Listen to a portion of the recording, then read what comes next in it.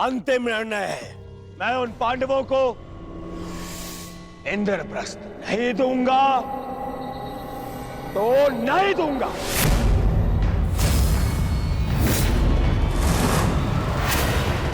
उचित है दुर्योधन, तुम इंद्रप्रस्थ रख सकते हो, उसकी सेना भी रख लो, अस्त्र शस्त्र रख लो, लाखों गाय अश्व, उसकी प्रजा भी रख लो, कोटि कोटि धन संपत्ति, जो कुछ भी पांडवों ने अपने परिश्रम से अर्जित किया था वो सब रख लो दुर्योधन। परंतु इस अन्याय के प्रतिकार स्वरूप केवल एक कार्य कर दो। प्रतीक के रूप पांचों पांडवों को 5 गांव दे दो।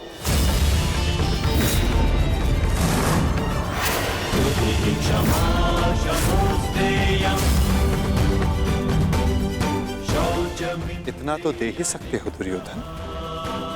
5 पांडव वहां सुख से निवास करें और कुछ नहीं चाहेंगे। इस युद्ध को टालने के लिए केवल 5 गांव देना स्वीकार है तुम्हें?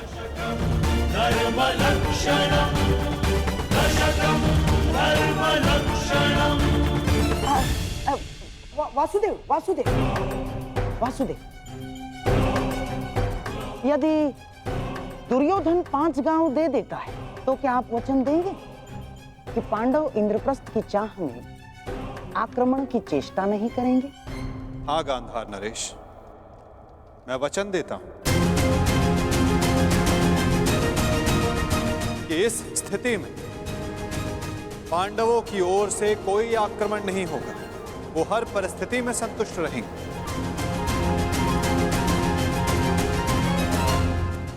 कह दो दुर्योधन, इससे अच्छा प्रस्ताव कोई नहीं होगा। महाराज, मैं आपसे विनती करता हूं कि यही अवसर है, अंतिम अवसर।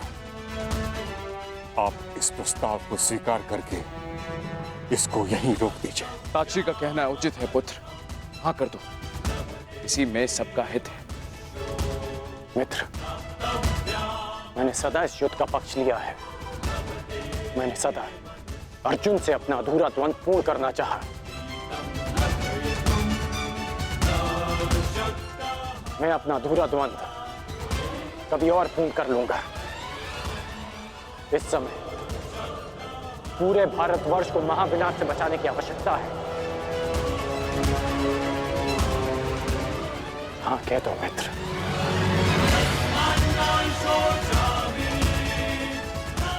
तुमने तो एक अनजान का मान रखने के लिए उसे अंगराज बना दिया, तो लाखों के प्राणों को बचाने के लिए 5 गांव दे दो मित्र। देख रहे हैं वासुदेव, मेरे मित्र अंगराज मेरे साथ है।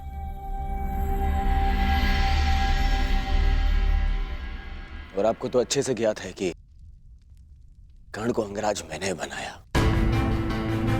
उसे वो दिया है मैंने जो पांडव नहीं दे पाए। ना पांडव, ना पितामह। और ये मेरा वचन है,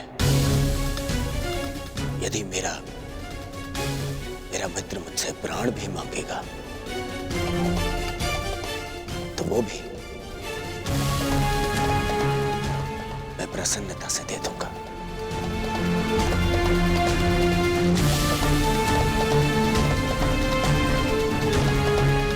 परंतु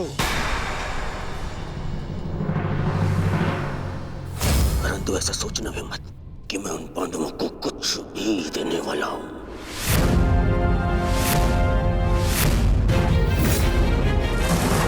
पता है, बचपन से मुझे यही आभास कराया गया है कि मेरा किसी भी वस्तु में कोई अधिकार नहीं है, ना अपने पिता के राज्य पर, ना सिंहासन पर। जो भी मिले या तो दे दो या उन पांडवों के साथ में बांट लो।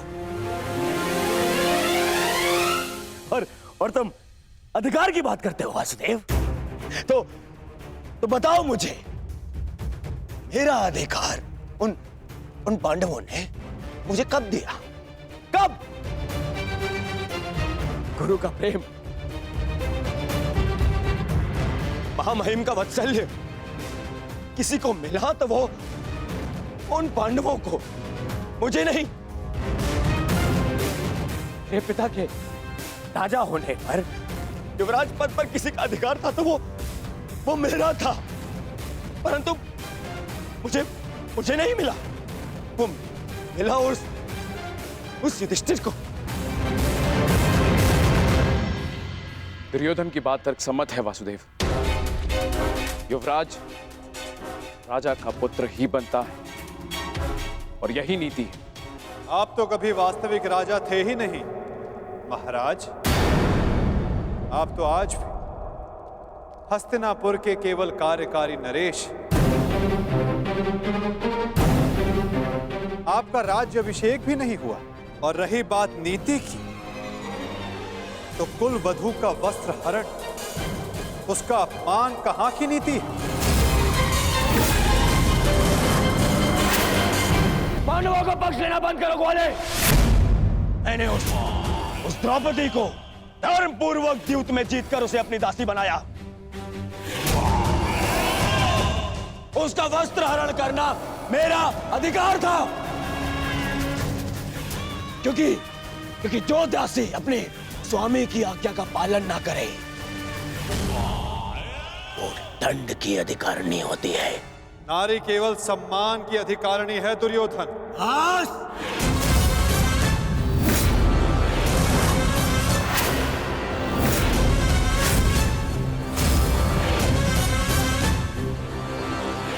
दूत बनकर आए हो,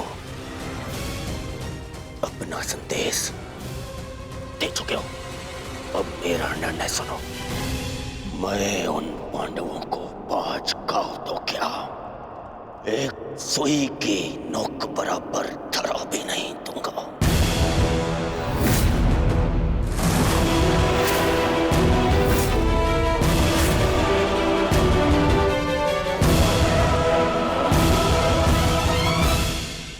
मैंने तुम्हारा संदेश भली भांति समझ लिया है युवराज। अब वही होगा जो तुम चाहते हो दुर्योधन। अब महाविनाश होगा, महायुद्ध होगा, महाभारत होगा।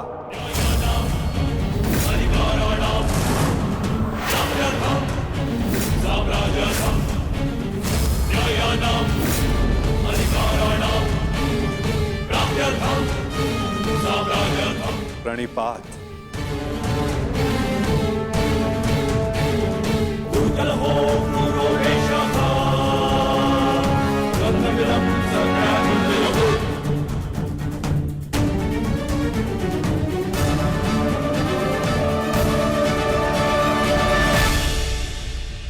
रुकिए केशव। मित्र, एक बार और विचार कर लो। अरे मित्र, राजा बलि की कथा स्मरण है तुम्हें? वो मायावी वामन उनसे 3 पग मांगने आया था। 3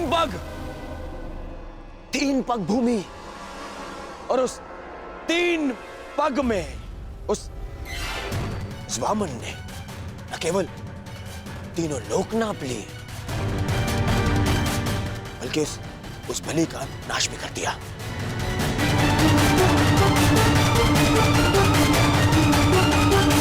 अरे इस छलिया को 5 गांव दे दूंगा तो यह हस्तिनापुर का अस्तित्व ही मिटा देगा।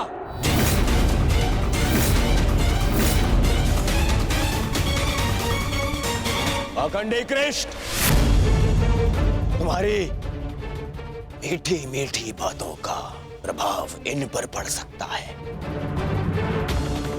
दुर्योधन पर नहीं। तो फिर मैं प्रस्थान करता हूं।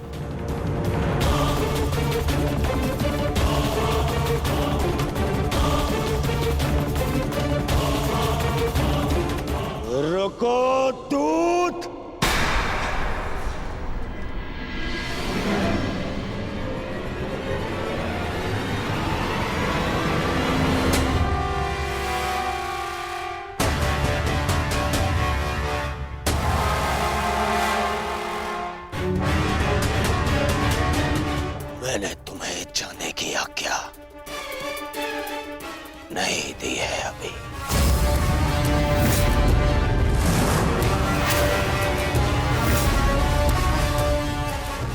सब तुम्हारी माया से भयभीत हैं कृष्ण।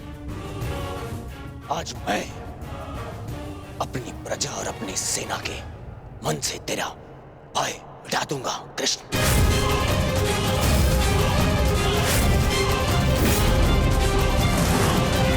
तुम हस्तिनापुर से बाहर नहीं जाओगे।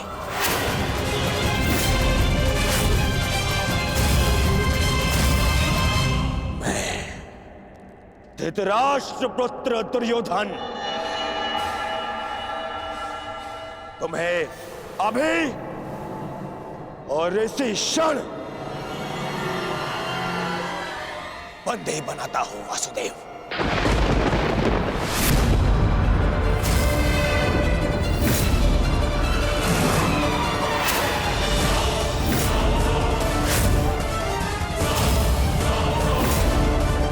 सैनिकों, बंदी बनाओ इस छलिए को।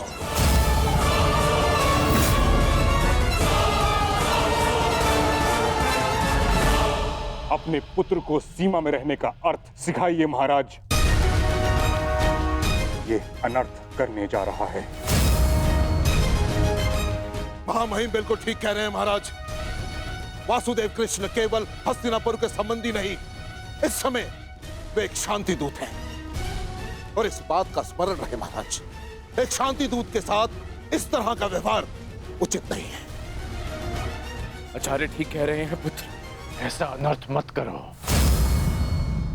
रावण ने भी यही मूर्खता की थी। उसने भी दूत का अपमान किया था और उसकी सोने की लंका जलकर भस्म हो गई।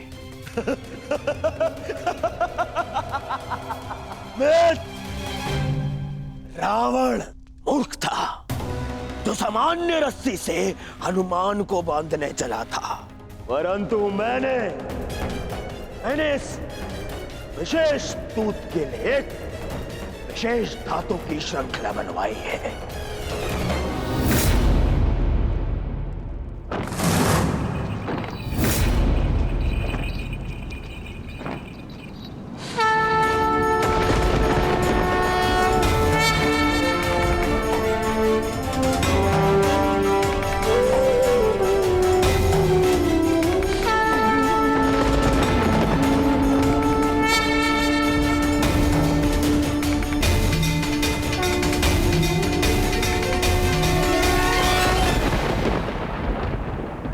कुछ नहीं कहेगा।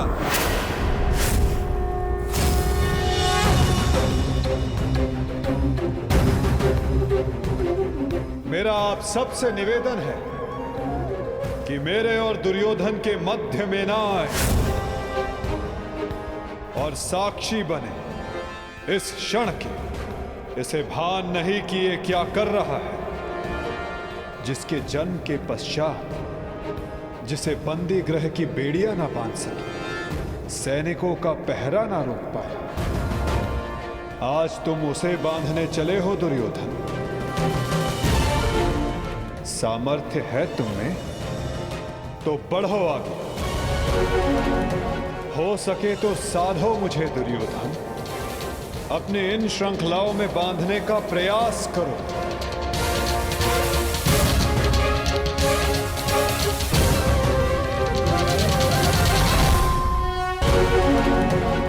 हो सके तो साधो मुझे दुर्योधन।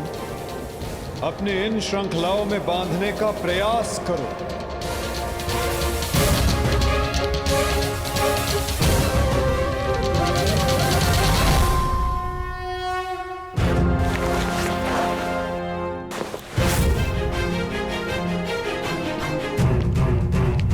उठो उस तेरे को।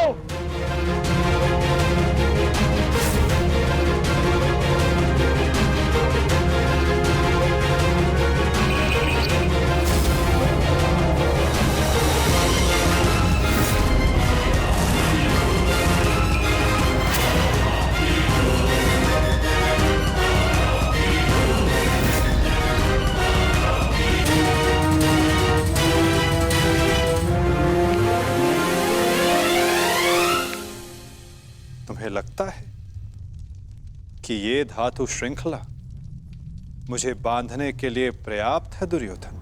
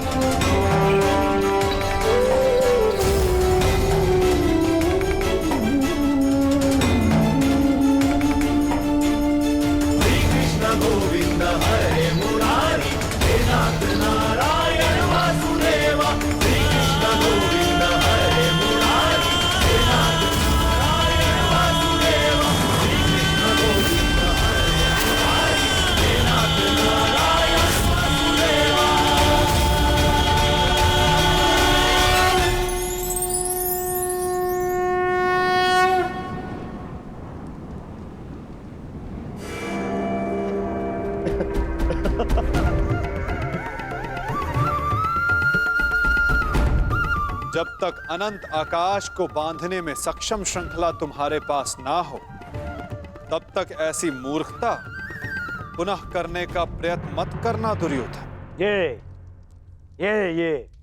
छल, ये माया, यही है ना तुम्हारे अस्त्र छलिए। परंतु मुझे तुमसे या तुम्हारे इस माया से डर नहीं लगता। हर लूंगा मैं तुम्हारे और उन पांडवों के प्राण।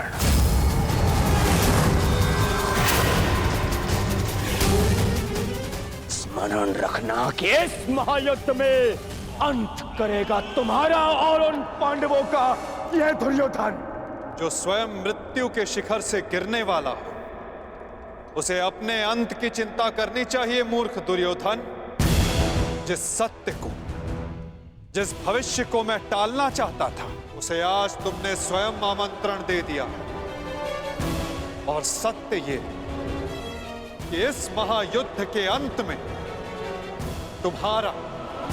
तुम्हारे पापों और तुम्हारे पाप में भागीदार रहे प्रत्येक का अंत होगा। ये युद्ध अंत होगा।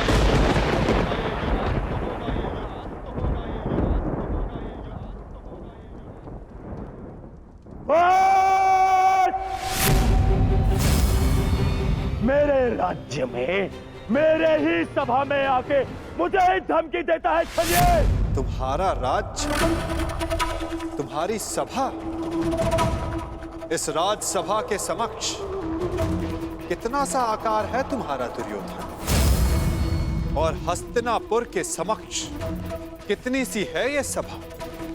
और इस पृथ्वी के सामने कितना सा है हस्तिनापुर? और इस ब्रह्मांड में क्या स्थान रखती है ये पृथ्वी? यदि मनुष्य का अभिमान और दम उसके आकार से अधिक बड़ा हो जाए, तो वही मनुष्य को स्वयं अपने बोझ से मार डालता है। और तुम्हारे अंत का कारण भी यही अभिमान होगा दुर्योधन। और तुम्हारा अंत भी तुम्हारे इसी अभिमान से होगा दुर्योधन।